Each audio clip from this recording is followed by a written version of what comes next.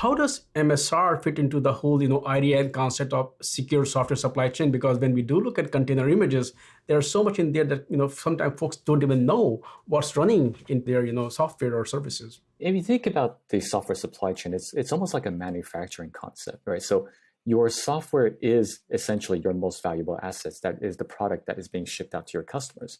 So the software supply chain is all of the activities starting from the building, or even a step further before that, the planning and the building of the actual software code, all the way through to the deployment to the customers. So where MSR fits in is, think of the code being built. So once that's being built, you need somewhere to store your products safely and securely. So MSR is the repository where you actually have all of your bill of materials that are stored securely. And you know exactly what's inside it using the bill of materials analogy that you used.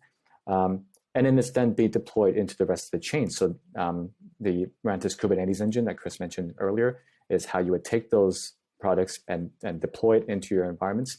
And then along with the other products that we have to give you the full end-to-end link that brings you all the way from the build process all the way to the deploy to production, and even the monitoring on top of that once it's in production.